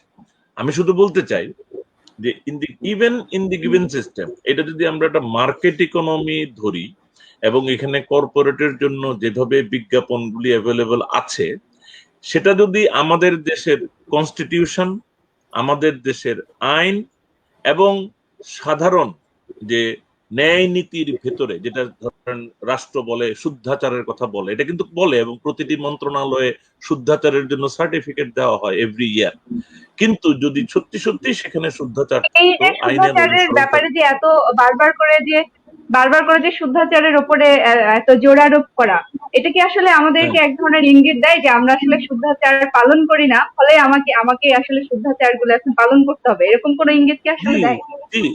ইঙ্গিত দেন না, এটা তো স্ট্রেট সেটাই, এটা তো একটা মানে এডমিশন অফ ফ্যাক্ট, নইলে আমার এটার জন্য বলতে হয়, কিন্তু বলার পরেও হয় না। উপরে উপরে বলা হয়, ভেতরে ভেতরে অন্যায় অবিচার চলছে। আমি শুধু বলি, যদি আমাদের সরকারি যে বিজ্ঞাপনগুলি এখনো অ্যাভেলেবেল আছে, কমে যাওয়ার পরেও এইগুলি যদি অ্যাভেলেবল থাকে, তারা যদি একটা ন্যায় নীতি ভিত্তিক মানে স্বচ্ছ ঘোষিত নীতিমালার ভিত্তিতে বিজ্ঞাপনগুলি যার যার যোগ্যতা, সার্কুলেশন এবং অন্যান্য যোগ্যতার ভিত্তিতে ডিস্ট্রিবিউটেড হওয়ার একটা mechanism which should be very easy to establish, এটা যদি করা হয়, তাহলে কিন্তু বাংলাদেশে, এটা আমি অনেকবার লিখে বলেছি, বাংলাদেশে 35টা জাতীয় পর্যায়ে 35টা দৈনিক এবং ইংরেজি 15টা দৈনিক মানে সাংবাদিকদেরকে বেতনের সুরক্ষা, সম্মান, মর্যাদা দিয়ে চালাতে পারে, ভালো সার্কুলেশনের পত্রিকা। এখন এই প্রসঙ্গে আপনার কাছে আসবো গণমাধ্যম কর্মীদের নিরাপত্তা এবং বেতন ভাতা, এই প্রসঙ্গে কথা বলবো। তার আগে এই একই প্রশ্নের উত্তরটা একটু নিয়ে আসবো আল মামুন আপনার কাছ থেকে। আমাদের ভবিষ্যৎ আসলে কি ইঙ্গিত দিচ্ছে? আমাদের গণমাধ্যম কোন পথে যাচ্ছে, কোন পথে হাঁটছে? বিজ্ঞাপন যে মেইনস্ট্রিম মিডিয়া পাচ্ছে না, তার নিয়ে আমি একটা মজার ইনফরমেশন দিই যে আমাদের মতিউর রহমান ভাই, যে উনি প্রথম আলোর সম্পাদক, 2002 সালে একটা লেখা লিখেছিলেন। লেখার টাইটেলটা আমার এখন মনে পড়ে না। আমি ওই সময় একটা মডেল ডেভেলপ করার চেষ্টা করছিলাম। যে উনি বলছিলেন যে সফল সংবাদপত্র মানেই ব্যবসায়িকভাবে সফল সংবাদপত্র, সফল সংবাদপত্র মানে যে সংবাদপত্র ভালো বিজ্ঞাপন পায়। এখন মনে রাখতে হবে যে মতি ভাইরা কিন্তু ওই সময়, নাইম ভাইরা বোধ হয় যে সরকারি বিজ্ঞাপনের উপরে নির্ভরতা একদম কমিয়ে ফেলছে। তারা সরকারি বিজ্ঞাপনের উপর নির্ভর করে না। ইভেন আপনার দায়, তারা ব্যবসা সফল সংবাদপত্র, প্রথম আলোর অন্যান্য অসংখ্য নিউজের কারণে তারা ব্যবসা করে। তাহলে কি দাঁড়ায়টা কি? যদি আমি ব্যবসাটাই করতে চাই সংবাদপত্রের মাধ্যমে, তাহলে আমাকে জনগণের ওই চাহিদাটা পূরণ করতে হবে। জনগণ কেন আমাকে ডিনাই করে অন্য জায়গায়, কেন বিজ্ঞাপন দাতারাই বা কেন সরে যাবে? সরে যাচ্ছে এই কারণ ওই পত্রিকা লোকে পড়ছে না, পত্রিকার কথা লোকে বিশ্বাস করছে না, পত্রিকার ভয়েসটাকে সে অন করছে না। আমি ওই সময় সমালোচনা যেটা করতে চাচ্ছিলাম যে ধরেন যে প্রথম আলো কি করে, আমি তখন একটা কিছু নিউজ অ্যানালিসিস করেছিলাম, আমাদের নাইম ভাই বলছিলেন আমি আসলে অনেক নিউজ অ্যানালিসিস করেছি অনেক সময়। তো ওই সময় আমি দেখাচ্ছিলাম যে যখন ঢাকা বিশ্ববিদ্যালয়ের ওই যে স্কুলটা, ল্যাবরেটরি স্কুলের একটা বাচ্চা মারা যায়, সেই বাচ্চাটা নিয়ে প্রতিদিন পত্রিকায় ফলো আপ রিপোর্ট থাকে ফার্স্ট পেজে। আর যখন ধরেন যে একজন রিকশাওয়ালার বাচ্চা মারা যায়, সেই বাচ্চা নিয়ে কোনো ফলো আপ থাকে না। প্রথম দিনে ফার্স্ট পেজে হয়তো একটা রিপোর্ট আসে এক লাইনে, সিঙ্গেল কলাম, এবং দ্বিতীয় দিনে ওটা হয়তো ভিতরে পেতে যায় এবং তারপরে আর নাই হয়ে যায়, এবং নো কোয়েশ্চেন, এবং জেন্ডার বায়াসনেস এবং অন্যান্য অনেক রকমের বায়াস, এটা মেইন স্ট্রিম, যেটাকে আমি বলি dominant stream of news paper, সেটাতে আছে। কিন্তু ইভেন আফটার দ্যাট এগুলো খুব ব্যবসা সফল সংবাদপত্র হয়ে উঠতে শুরু করেছিল। তাহলে কেন বিজ্ঞাপন হারাতে শুরু করলো? এই প্রশ্নটা বোধহয় এক ধরনের সেলফ সার্চ হওয়া দরকার আমাদের সাংবাদিক মহলের এবং মালিক মহলেরও, যারা পত্রিকার মাধ্যমে ব্যবসা করতে চায়। আমার কাছে মনে হচ্ছে যে এখনকার সাংবাদিকরা পত্রিকার মাধ্যমে তো ব্যবসা করতে চাচ্ছে না, কিংবা টেলিভিশনের মাধ্যমে সে আসলে ব্যবসা করতে চাচ্ছে না। সে কি চাচ্ছে, তার যে অন্যান্য ব্যবসাগুলো আছে, তার অন্যান্য যে পাওয়ার স্টেক গুলো আছে, সেই স্টেক গুলো সে টিকিয়ে রাখতে চাচ্ছে, এবং বাই ফোর্স, যেটাকে বলে যে by propaganda, by force, by misinformation, by disinformation, এবং এর জন্য সাংবাদিকদেরকে সে ব্যবহার করতে চাচ্ছে। এবং নাইম ভাইও জানেন, তাসনিমও জানেন, আমি জানি যে ঢাকায় যে সাংবাদিকদের চক্রগুলো আছে, দেয়ার আর মেনি ব্রোকার্স, যে ব্রোকাররা এই ডিস্ট্রিবিউশন গুলো করেন। এবং এর মধ্যে আমাদের একজন সাংবাদিক ফেসবুকে লিখে বসলেন যে ইতিমধ্যে 60 কোটি টাকা ডিস্ট্রিবিউটেড হয়েছে, আরো কত হবে, বসুন্ধরা করেছে সাংবাদিকদের মাধ্যমে এগুলো করার জন্য। বোধহয় নজরুল কবির ভাই এটা লিখেছে, 60 কোটি টাকা ডিস্ট্রিবিউশন হয়েছে। তো এই যে ডিস্ট্রিবিউশন, কাইন্ড অফ ডিস্ট্রিবিউশন, ঈদের আগেই একটা প্যাকেজ পৌঁছানো কোনো সাংবাদিকের কাছে, এবং প্যাকেজ ডিস্ট্রিবিউশন, ঢাকা ক্লাবে কে মদ খেতে পারবে, কে মদের বোতল নিতে পারবে, এই যে ডিস্ট্রিবিউশন, কিংবা কে কাকে কোথায় নিয়ে যাবে, তো এইগুলো তো সাংবাদিকতার জন্য কোনো ভালো দৃষ্টান্ত না। এইগুলোকে আমরা কিভাবে অ্যালাউ করেছি? কথা হচ্ছে কোন নীতি নৈতিকতা, কোন আদর্শের জোরে সাংবাদিকরা এইগুলোকে অ্যালাউ করেছে, এবং সাংবাদিকের যে বিভিন্ন ফোরাম, ইভেন আমাদের অসংখ্য সাংবাদিক নিপীড়িত হয়েছে, খুনও হয়েছে, সেই খুনগুলো নিয়ে সাংবাদিকরা কি কথা বলেছে? তো ফলে সাংবাদিকদের উপর আস্থা রাখার জায়গাটা তো আসলে নেই। আমাদের শিক্ষকদের উপর যেমন স্টুডেন্টরা আস্থা রাখে না, কারণ আমরা পড়াতে পারি না, আমরা এই দালালি করি, আমরা কি করে এইভাবে চাকরি নেই। গতকালকে আপনি দেখবেন যে আমাদের ভাইস চ্যান্সেলর কিভাবে চাকরিটা দিয়ে গেছেন, আপনি জাস্ট খেয়াল করে দেখেন কতজন শিক্ষকের ছেলে মেয়ে এবং বউ চাকরি পেয়েছে দেখবেন। তার সাথে আছে বেশ কয়েকজন সাংবাদিক নেতা চাকরি পেয়েছেন, তার সাথে দেখবেন বেশ কিছু ছাত্রলীগের নেতা চাকরি পেয়েছেন, এবং আরো বেশ কিছু আছে যাদেরকে এখানকার নেতারা পয়সা নিয়ে নিয়োগ দিয়েছে। তার মানে কি আমরা বলতে পারি যে আসলে এখন গণমাধ্যমের যে অবস্থা, এটা বহাল কিংবা একটি আসলে খারাপ অবস্থায় যাবে, যে সাংবাদিকরা, গণমাধ্যম কর্মীরা এই ধরনের প্রবণতা তাদের আরো বাড়বে, এইসব ডিস্ট্রিবিউশন, টাকা পয়সার ভাগ বাটোয়ারা, এই ধরনের ব্যাপারই চলবে, বিজ্ঞাপন কমে আসবে, এইরকম ব্যাপারগুলো কি তার মানে চলমান অবস্থায় থাকবে? সেটি আপনি দেখেন যে ইয়েদেরকে, আপনার বিচারকদেরকে বসুন্ধরায় প্লট দেওয়া হয়েছে, আপনি দেখেন যে সাংবাদিকদেরকে প্লট দেওয়া হয়েছে। তো এখন এরকম নানান রকমের সুবিধা, কিংবা ধরেন যে যখন আমাদের পদ্মা সেতু উদ্বোধন হচ্ছে, তার আগে যে আমরা যেটা স্প্যান জার্নালিজম বলছিলাম, কিংবা ধরেন যে আমরা বলছিলাম যে কি কথা, যে রিসোর্ট জার্নালিজম, তো ধরেন যে স্প্যান জার্নালিজমের কথা যদি আপনি বলেন, ঠিক দেখবেন যে আমি হঠাৎ খেয়াল করলাম যে অসংখ্য সাংবাদিক ফেসবুকে পোস্ট দিচ্ছে যে অসাধারণ দৃশ্য, পদ্মার শেষ স্প্যান বসানো হলো, তারা দেখে এলো।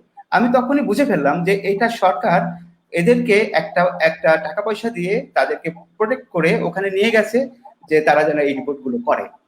এটা তো সাংবাদিকতা হতে পারে। এটা তো আমরা আবার অন্য একটা প্রসঙ্গে আপনার কাছে আসবো।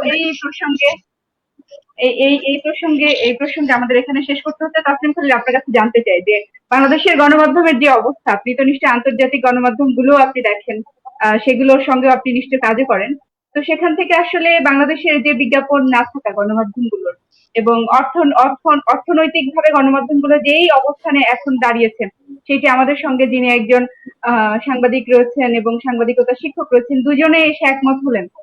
সেখান থেকে আপনার কাছে জানতে চাইবো যে আন্তর্জাতিক গণমাধ্যমগুলো যখন তুলনামূলকভাবে অনেকটাই বেশি স্বাধীনতা এবং সুবিধা ভোগ করছে, সেখানে বাংলাদেশের গণমাধ্যমে আসলে ঠিক কোন কারণে এই ধরনের প্রতিকূলতার মধ্যে দিয়ে তাদেরকে যেতে হচ্ছে, আমাদেরকে যেতে হচ্ছে? না, কারণ এটা আমি আবার বলবো যে নাইম ভাই যে গরুগুলোর কথা বলেছিলেন, সেই গরুগুলা আসলে সাংবাদিকতা ব্যবসা করতে চায় না, যেটা আল মামুন পরে বললেন যে এদের মূল উদ্দেশ্য কিন্তু সাংবাদিকতা বিক্রি করে ব্যবসা করা, এটা না। আর একটা কথা কিন্তু আমরা জানি যে good journalism is good business, এবং এর প্রমাণ কিন্তু আমরা বাংলাদেশে দেখেছি। ডেইলি স্টার যেমন এজ এ নিউজ প্রোডাক্ট কিন্তু অসাধারণ ছিল এক সময়, বা প্রথম আলো এখনো। আমার মনে আছে ডেইলি স্টারের কোনো একটা বর্ষপূর্তি ছিল, এবং এস ফার এজ এটা আমি যেহেতু ডেইলি স্টারে কাজ করতাম, শুধুমাত্র ওই বর্ষপূর্তি উপলক্ষে অনুষ্ঠান করা, তারপরে বিজ্ঞাপন দেওয়া, তারপরে বিভিন্ন ধরনের বিলবোর্ড সাইনবোর্ড লাগানো, এগুলার পিছনে ডেইলি স্টার মার্কেটিং বাজেট হিসাবে কয়েক কোটি টাকা খরচ করতে পেরেছিল সেই সময়। কিন্তু এখন কিন্তু আমরা দেখছি যে ওই অবস্থাটা এখন নেই। আমি যে কথাটা বলতে চাচ্ছিলাম সেটা হচ্ছে যে journalism, good journalism is good business. এবং আমরা পশ্চিমে যেটা দেখেছি, আমরা যুক্তরাষ্ট্রে দেখেছি, ইউরোপের বিভিন্ন জায়গায় দেখেছি যে ইন্টারনেটের উত্থানের কারণে সকল সংবাদপত্র, লিগেসি মিডিয়া কিন্তু এক ধরনের একটা ক্রাইসিসের মধ্যে ছিল, এখনো আছে অনেক ক্ষেত্রে, কিন্তু এগুলো কিন্তু খুব দ্রুতই তারা কাটিয়ে উঠতে পারছে। যেমন নিউ ইয়র্ক টাইমস এর কথা যদি আমরা বলি, যে নিউ ইয়র্ক টাইমস কিন্তু এক সময় অনেক বেশি বিজ্ঞাপন নির্ভর এবং প্রিন্ট নির্ভর ছিল, তো এখন দেখা যাচ্ছে যে তাদের ডিজিটাল যে সাবস্ক্রিপশন বেস যে সার্ভিসগুলা, সেগুলো কিন্তু এখন প্রায় সম্ভবত 60%-এর মতো, আমি ক্ষমা চেয়ে নিচ্ছি, এক্সাক্ট ফিগারটা আমার মনে নেই। ওয়াশিংটন পোস্টের কথা যদি আমরা দেখি, যে এখানে ওয়াশিংটন পোস্টের কিন্তু একটা ইন্টারেস্টিং জিনিস হলো যে ওয়াশিংটন পোস্টের বর্তমান মালিক হলেন জেফ বেজোস, আমাজনের মালিক, কিন্তু তিনি কিন্তু ওয়াশিংটন পোস্টকে কিন্তু তার রাজনৈতিক উদ্দেশ্যে বা ব্যবসায়িক স্বার্থে ব্যবহার করার জন্য নেননি। তিনি কিন্তু এটাকে এমনভাবে রিস্ট্রাকচার করেছেন যে Washington post becomes a better journalistic product, যেটা দিয়ে তিনি আরো মুনাফা করতে পারেন।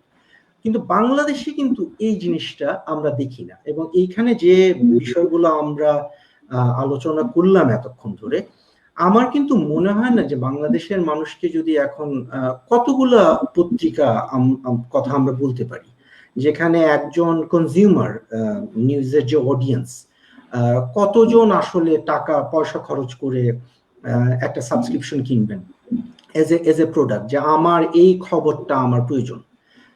এখানে তো একটা বিশেষ একটা টিভি চ্যানেলে কথা আমরা বলতে পারি, মুনিয়ার কতবার কতগুলা বয়ফ্রেন্ড ছিল, এটা জানার জন্য তো আর মনে হয় না কেউ আসলে খুব মানে পয়সা খরচ করে কোনো কিছু একটা করতে যাবে। এখানে কিন্তু আরেকটা জিনিস আছে যে ডিজিটাল মাধ্যমে জার্নালিজম এবং মিডিয়ার যে ডিস্ট্রিবিউশনের যে মডেলটা, এটা সরে আসার কারণে কিন্তু কিছু প্রমিসেসও সৃষ্টি হচ্ছে, যেটা আমরা সব জায়গাতেই দেখি, এবং বাংলাদেশের যারা সাংবাদিক আছেন তারাও কিন্তু ব্যবহার করতে পারে। কারণ আগে যেখানে প্রিন্ট মিডিয়ার অ্যাডভার্টাইজমেন্টের উপর মিডিয়াগুলো নির্ভরশীল ছিল, এখন কিন্তু ইউটিউব এবং ফেসবুকের উপরে কিন্তু অনেকটা নির্ভরশীলতা চলে আসছে। কারণ এজ এ অ্যাডভার্টাইজার, আমি যদি অ্যাডভার্টাইজ করতে চাই, আমি কিন্তু কোনো পত্রিকায় বিজ্ঞাপন না দিয়ে আমি গুগলে অ্যাডওয়ার্ডস দিব বা ইউটিউবে কোনো একটা অ্যাড দেখানোর চেষ্টা করব। তো এখানে সাংবাদিক যারা আছেন এবং যারা স্বাধীন সাংবাদিকতা করতে চান, তাদের প্রতি আমার একটা পরামর্শ বলবো বা কাউন্সিল বলবো, এটা হলো যে আপনারা চেষ্টা করুন ডিজিটাল মাধ্যমে ইউটিউব এবং ফেসবুকের মাধ্যমে কতটুকু ডিস্ট্রিবিউশন করতে পারেন। এটা কিন্তু ইন্ডিপেন্ডেন্ট জার্নালিজমের যে আলোচনাটা আমরা, এমনকি সুইডেনেও যে আলোচনাটা হচ্ছে, আমরা কিন্তু এই কথাটা বারবার বলছি, একটা হচ্ছে যে আমাদের এমন নিউজ প্রোডাক্ট দিতে হবে যেটা আমরা সরাসরি অ্যাডভার্টাইজারদের উপর নির্ভর না করে আমরা সরাসরি পাঠকের কাছে বিক্রি করতে পারবো। এমন ভালো প্রোডাক্ট হতে পারবে, যেটা এমন ভালো প্রোডাক্ট হতে হবে যেটা পাঠক কিনবে, তার প্রয়োজনে কিনবে, দ্বিতীয় হলো যে আমরা এই যে নতুন মাধ্যম যেগুলো ফেসবুক বা ইউটিউব বা গুগল, এইখানে যে $1 যে ভাগটা সেটা যেন আমরা পাই। এবং বাংলাদেশে দেখবেন আপনি একটা একটা নর্মাল গান রিলিজ হওয়ার 1 সপ্তাহের মধ্যে 5 মিলিয়ন 6 মিলিয়ন ভিউ, যেটা মানে বিশ্বের সব জায়গাতেই আনহার্ড অফ। যেমন এই যে সম্প্রতি জার্নালিস্টিক প্রোডাক্ট হিসেবে যদি আমি বলি, যে আল জাজিরার যে একটা ডকুমেন্টারি, সেটা নিয়ে বাংলাদেশে অনেক আলোচনা সমালোচনা হয়েছিল, সেটা রিলিজ হওয়ার মনে হয় 24 ঘন্টার মধ্যে ইট ক্রস 1 মিলিয়ন, এবং এটা কিন্তু বাংলাদেশের ভিউয়াররাই কিন্তু দেখেছেন। তো বাংলাদেশে এই যে ভালো জার্নালিস্টিক প্রোডাক্টের যে চাহিদাটা, সেটা বাংলাদেশে কিন্তু বেশ ভালোভাবেই আছে।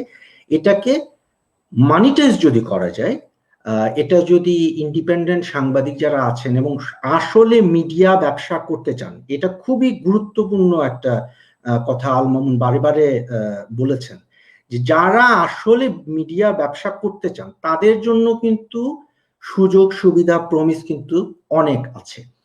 আর যারা ওই যে নাইমুল ইসলাম খানের কথা মতো যারা গোয়ালের গরু হয়ে থাকতে চান, তারা আমার মনে হয় যে তারা এমনিতেই সবসময় সরকারের উপর নির্ভরশীল হয়ে থাকতে হবে এবং সরকারের কথা মতো বা ক্ষমতাসীনদের কথা মতো সাংবাদিকতা বা পরাধীন সাংবাদিকতার চর্চা করতে হবে। ধন্যবাদ আপনাকে। ধন্যবাদ আপনাকে। আল মামুন, আপনার কাছে এবার জানতে চাই যে আমরা তো আসলে সংবাদপত্রের বর্তমান অবস্থা, ভবিষ্যৎ নিয়ে আমরা কথা বললামই।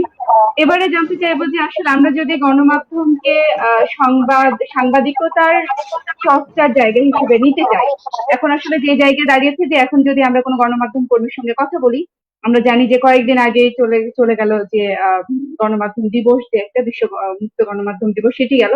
সেখানে আমরা বিভিন্ন রকমের মন্তব্য দেখেছি, সাংবাদিকদের ক্ষোভ দেখেছি, প্রত্যাশার কথা দেখেছি, তাদের চাকরিহীনতা, কর্মহীনতা, নিরাপত্তাহীনতা, বিভিন্ন জিনিস আমরা দেখেছি।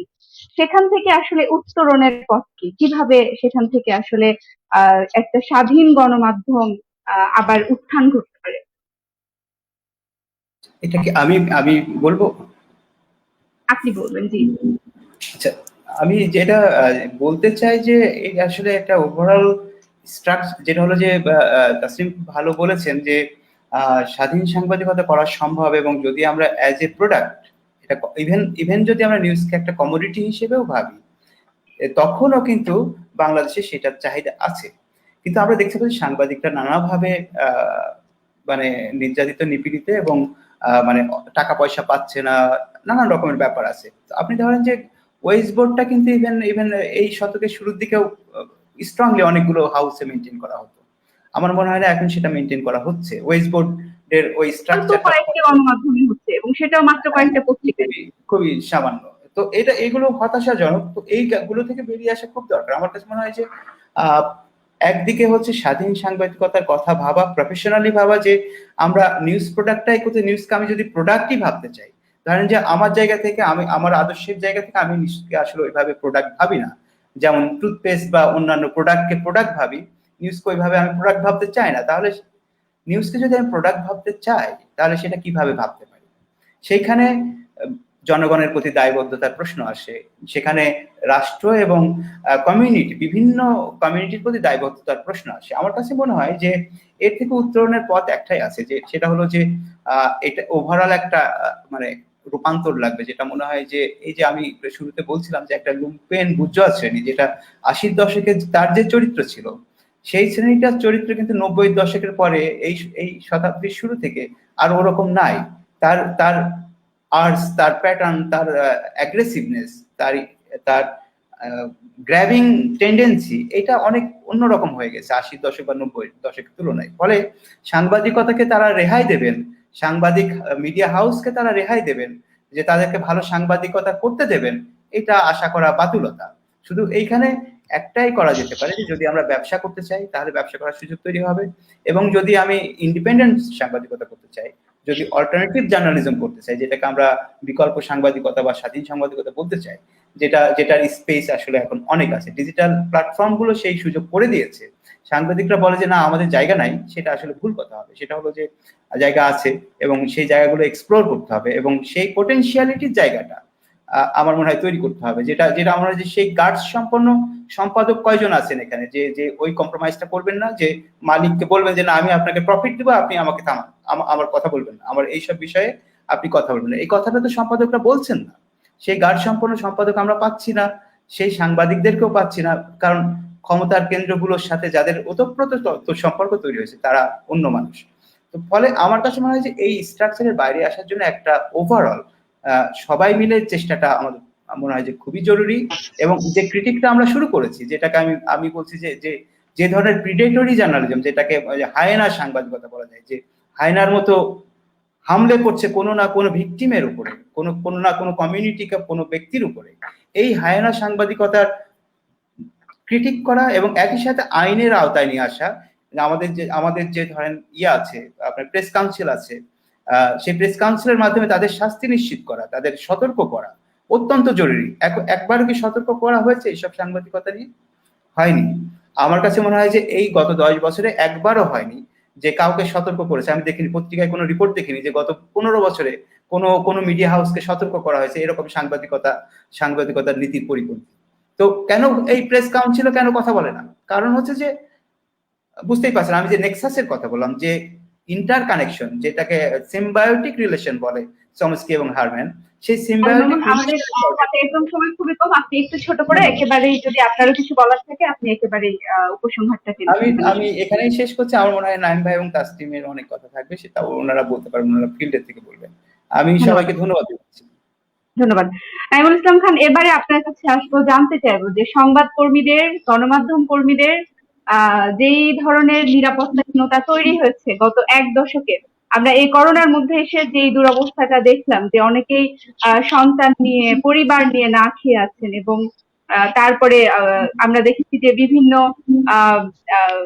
মানবাধিকার সংস্থা যারা রয়েছেন তারা কিন্তু এটা নিয়ে সেমিনার করেছেন যে সাংবাদিকদের এই দুরবস্থা কেন, তাদের আসলে পেশাদারিত্বের জায়গাটা থেকে এই যে ঝুঁকি, কারণ হচ্ছে সবাইকে কিন্তু বাইরে গিয়ে কাজ করতে হচ্ছিল এমনটা না, কিন্তু বেশিরভাগ সাংবাদিকদেরই বাইরে গিয়ে কাজ করতে হচ্ছিল, এবং সেখানেও এক ধরনের ঝুঁকি এবং নিরাপত্তাহীনতা তৈরি হলো যে তারা যদি কোনোভাবে আক্রান্ত হন তাহলে নিশ্চিতভাবে চাকরি চলে যাওয়া এবং বেতন বোনাস কেটে রাখা, বিভিন্ন কিছু আমরা দেখলাম। এমনকি আপনাদের গণমাধ্যমে, এমনকি আপনার বিরুদ্ধে আমরা দেখেছি যে বেশ কিছু পোস্ট আমরা দেখেছি যে এসেছে গত বছর ঈদের সময়।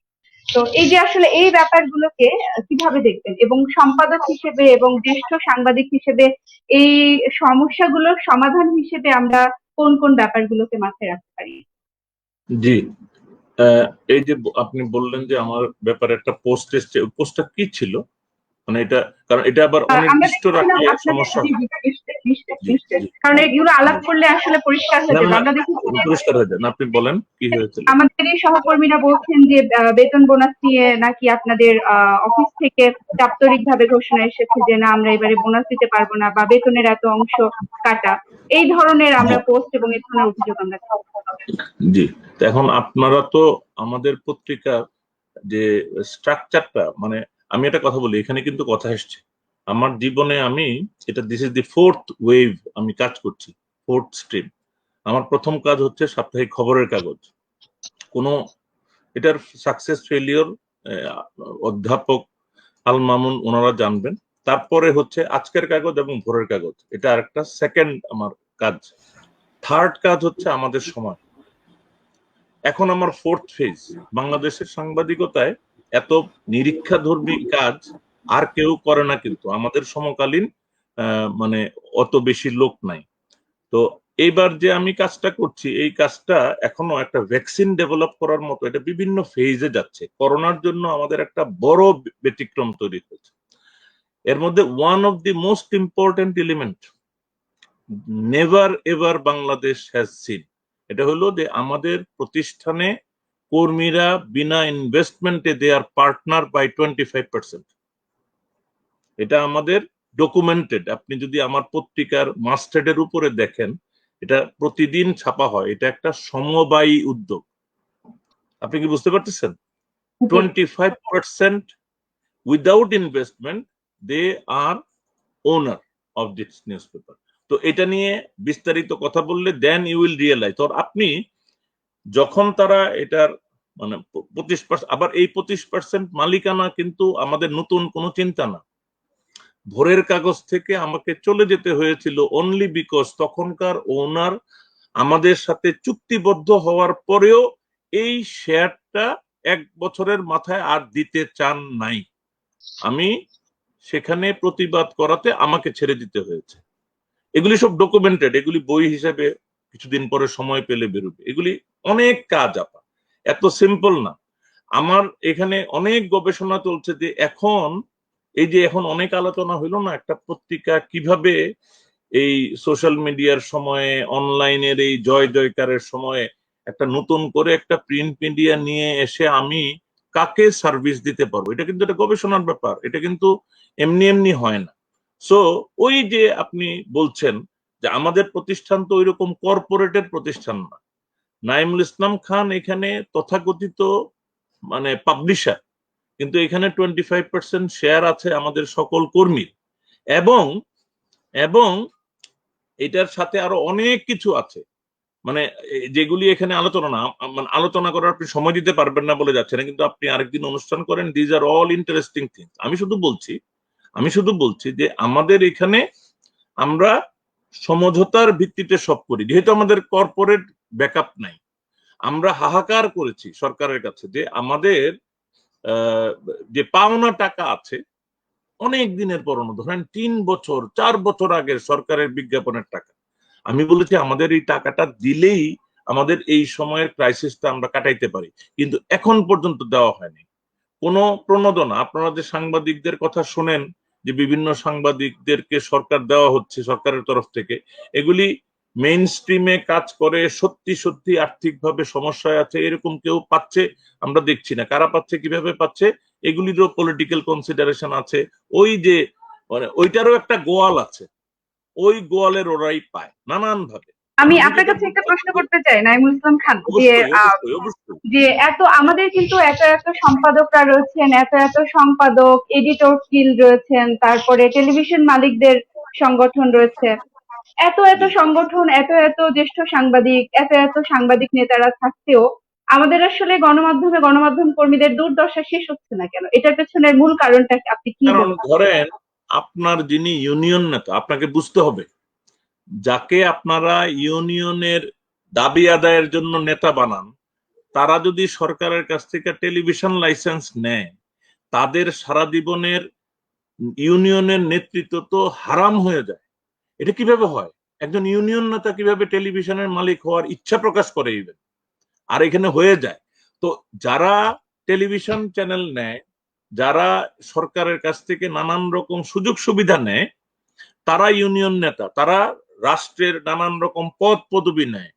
আপনারা দেখছেন না এগুলি? তো এই কারণে ঐক্যবদ্ধভাবে সমস্যাগুলি নিরসনের জন্য কেউ কাছাকাছি আসছে না। কর্পোরেট আলোচনা তো হয়েছে, কারণ এখানে তো নিউজ পেপার থেকে বিজনেস, বরং নিউজ পেপারের বিজনেসটা না হলে কর্মীদেরকে দমন করে রাখা যায় যে আয় হচ্ছে না, কিন্তু সে কিন্তু এই পত্রিকাটাকে ব্যবহার করে তার অন্যান্য ব্যবসা তৈরি করছে। এখন নাইমুল ইসলাম খান কিংবা আমাদের পত্রিকার তো 25 পয়সার একটা ডিফারেন্ট বিজনেস নাই যে আমরা ওইখান থেকে এনে সাবসিডাইজ করব, আমরা সরকারের কাছ থেকে পাও না। তো আমরা কি করি? আমরা তখন বলি যে এইটা তোমরা আপাতত শেয়ার করো যাতে কারোর কোনো প্রবলেম না হয়। আপনার এখানে কথাটা বলছেন যে আমাদের এখানে কোনো কর্মী না খেয়ে থাকবে, চিকিৎসার ভাতা পাবে না, প্রশ্নই আসে না, প্রশ্নই আসে না। If there is one single example that you can show যে আমাদের এখানে এখনো। শেষ প্রশ্ন, আপনি যা বলছেন সেটার সঙ্গে আরেকটু যুক্ত করে বলবেন যে আমরা এই কোভিড এর মধ্যে কিন্তু দেখলাম যে চিকিৎসকদেরকে বীমা দেয়া হলো, অন্যান্য পেশা যারা ব্যাংকার তাদের এক ধরনের ঘোষণা আমরা দেখলাম, কিন্তু গণমাধ্যম কর্মী যারা হাসপাতালে গিয়ে, যারা বাজারে গিয়ে, যারা মানুষের কাছে একদম সরাসরি প্রত্যক্ষ যোগাযোগের মাধ্যমে খবর সংগ্রহ করার কাজ করছেন, তাদের জন্য কোনো ধরনের কোনো একটা ধন্যবাদ ছাড়া বা আসলে কিছু হাততালি ছাড়া আসলে তাদের কপালে কিছু হয়নি। এটা আমি মনে করি আপনাদের যারা রয়েছেন সিনিয়র, তাদের কি কোনো কিছু করার ছিল কিনা? না, ছিল তো। আমি তো বলছি, শোনেন, প্রথম আলোকে বিজ্ঞাপন দেওয়া নিয়ন্ত্রণ করে দিয়েছে, অনেক বিজ্ঞাপন কম পায় তারা, বিশেষ করে সরকারি বিজ্ঞাপন।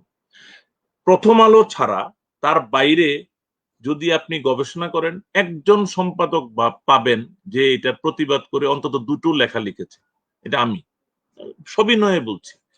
আমি এই সমস্ত প্রবলেমে, ধরেন আমার প্রথম আলোর সাথে আমার এডিটোরিয়াল এবং হিস্টোরিক কিছু কারণে একটা বিরোধের মতো আছে, কিন্তু প্রথম আলোকে রক্ষা করার জন্য আমি আবার সবার সামনে থাকবো। এই জায়গাটাতে আমি অবিচল। কিন্তু আমি বলছি যে আমাদের প্রতিষ্ঠানে আমরা যেটা করছি, যেটা কোনো প্রশ্নই আসে না, আমরা একেবারে সশরীরে হাসপাতালে যাওয়া উৎসাহিত করি নাই। টেলিভিশনের একটা সমস্যা যে ক্যামেরা না গেলে তো আপনারা আসলে পারছেন না, কিন্তু প্রিন্ট মিডিয়ার রিপোর্টিং একটু দূরে থেকে করা যায়। আমরা যতটুকু পেরেছি করেছি। আমাদের মধ্যে কারো অসুস্থতা হয়েছিল, একজন যাবে ক্যামেরা নিয়ে, বাকি সবার কাছে চলে যাবে, সেক্ষেত্রে এত মানুষের ভিড়ও বাড়ানো যাবে না। এই ধরনের কোনো কিছু এটাও কিন্তু সমবেত ভাবে করা যেত। এটা কেন হয় নাই, যেহেতু আমি টেলিভিশন মিডিয়ায় নাই, আমি জানি না, কিন্তু আমরা কিন্তু এটা করেছি।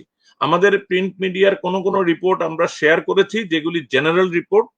আমি এটুকু বলবো যে আমাদের দিক থেকে আজকেও we are in deep trouble, কিন্তু আমাদের যে কয়জন অসুস্থ হয়েছেন তাদের সার্বক্ষণিক চিকিৎসা এবং সেবা শুশ্রূষার তদারকি। আমি আবারও বলি, আমি তো একজন সম্পাদক এবং মোটামুটি বয়োজ্যেষ্ঠ সম্পাদক বাংলাদেশের এখন। আমি কিন্তু নিজে এবং সম্পাদকরা সরাসরি প্রতিদিন আমাদের যারা অসুস্থ তাদের খোঁজ খবর রাখি। এটা করোনা ছাড়াও অন্য কারণে অসুস্থ হলে। বাট আমি বলবো যে আমাদের এবং তাদের চিকিৎসার জন্য ব্যক্তিগতভাবে যোগাযোগ, সুযোগ সৃষ্টি করে দেওয়া, কোন হাসপাতালে গেলে ভালো হয় ইত্যাদি ইত্যাদি। বাট আমি বলবো বাংলাদেশের অনেক সাংবাদিক আছেন যারা তাদের প্রতিষ্ঠানের তরফ থেকে কোনো মায়া মহব্বতের কিছু নাই, পাশে দাঁড়ানোর চেষ্টাটা নেই। কিন্তু আমরা অবশ্যই পাশে দাঁড়ানো আছি, পাশেই থাকি সারাক্ষণ। মানে আপনি যদি আমার নিউজ পেপার অফিস ভিজিট করতে আসেন, ইউ উইল বি সারপ্রাইজড যে আমার একটা ছোট্ট রুম আছে, কিন্তু আমি ওই রুমে বসিই না ধরতে গেলে, আমি সারাক্ষণ নিউজ রুমে হাঁটাহাঁটি করি। সো আমার পক্ষে কারোর অসুবিধা না জানাটাই দুরূহ হয়ে যায়, এটুকু আমি বলতে পারি। আপনাকে অসংখ্য ধন্যবাদ নাঈমুল ইসলাম খান। চলে যাবো তাসলিম খলিল। আমাদের হাতে সময় কম, আপনার কাছে শেষ প্রশ্নটি করতে চাই যে আসলে বাংলাদেশের গণমাধ্যমের যে অবস্থা সেটি নিয়ে আমরা পুরো আলোচনার পরে এখন এই মুহূর্তে আপনার কাছে কি মনে হয় যে এই অবস্থা থেকে উত্তরণের জন্য গণমাধ্যম কর্মীদের নিরাপত্তা, তাদের পেশাদারিত্বের জায়গাটা থেকে আরেকটু স্বাধীনতা নিশ্চিত করা এবং অর্থনৈতিকভাবে আমাদের গণমাধ্যমগুলোকে মুক্ত করা, সব ঘটনাগুলো মিলিয়ে আসলে আর এই মুহূর্তে আমাদের আশু করণীয় কি বলে মনে করেন? আপনি যেহেতু দূরে থেকে দেখেন, নিশ্চয়ই সমস্যাগুলো আমরা কাছে থেকে যেভাবে দেখি, দূরে থেকে দেখতে একটু অন্যভাবেই দেখার কথা। আপনার কি মনে হয়? ধন্যবাদ বিথি।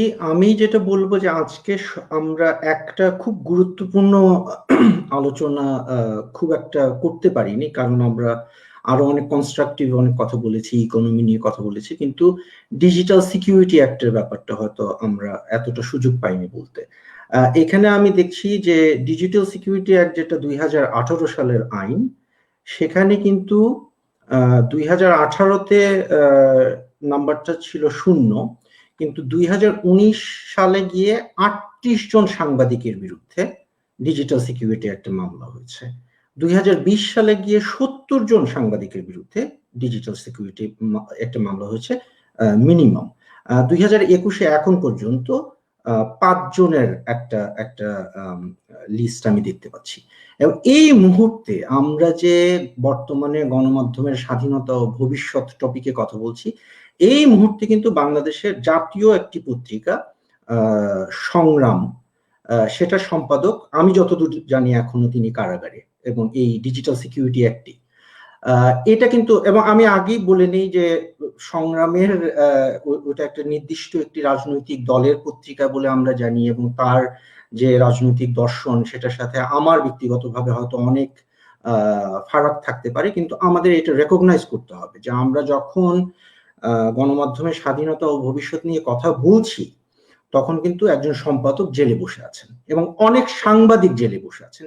এটা আমাদেরকে রেকগনাইজ করতে হবে। এবং আশু করণীয় কি, আমরা যদি বিজনেস মডেলের কথা বলি, বা আল মামুন যেটা বলেছেন যে নন প্রফিট জার্নালিজমের একটা মডেল নেত্র নিউজেই আমরা দাঁড় করানোর চেষ্টা করছি, যদি বাংলাদেশে ডিজিটাল সিকিউরিটি অ্যাক্টের মতো নিবর্তনমূলক নিপীড়নমূলক আইন না থাকতো এবং আমাদের সাংবাদিকদের নিরাপত্তার ব্যাপারে এতটা কুণ্ঠিত না হতে হতো, তাহলে কিন্তু এটা সুইডেনে না করে আমরা দেশেই করতাম। সো এই বিজনেস মডেলগুলো নিয়ে কথা, আমরা কিভাবে জার্নালিস্ট হিসাবে আমরা কিভাবে আমাদের পাঠকদেরকে, আমাদের অডিয়েন্সকে সার্ভ করতে পারি, এই বিষয়গুলো অনেক লম্বা আলোচনা, অনেক দিন ধরে প্ল্যান করে নিরীক্ষামূলকভাবে কাজ করে আমাদেরকে একটা জায়গায় যেতে হবে। কিন্তু আশু করণীয় কি, যেটা আপনি বলেছেন, সেটা আমি মনে করি যে ডিজিটাল সিকিউরিটি অ্যাক্টের মতো একটা নিবর্তনমূলক, একটা নিপীড়নমূলক আইন, যেখানে দেখা যাচ্ছে যে গত এই কয়েক বছরে 100 জনের মতো সাংবাদিক, আমাদেরকে প্রথম থেকে বলা হয়েছিল যে এটা সাইবার ক্রিমিনালদের জন্য, এই আইনটি হ্যাকারদের জন্য, এই আইনটি বিভিন্ন ধরনের সাইবার মাধ্যমে যারা অপরাধ করবে তাদের জন্য। অথচ দেখছি যে 100 জন সাংবাদিকের বিরুদ্ধে মামলা হয়েছে, যাদের মধ্যে অনেককে জেলে যেতে হয়েছে। এবং লেখক মুশতাক আহমেদের কথা আমরা জানি, যিনি মারা গেছেন জেলে থাকা অবস্থায়। আমি এখানে ডিসক্লোজার দিয়ে বলা উচিত যে আমার নিজের বিরুদ্ধে ডিজিটাল সিকিউরিটি একটা মামলা আছে।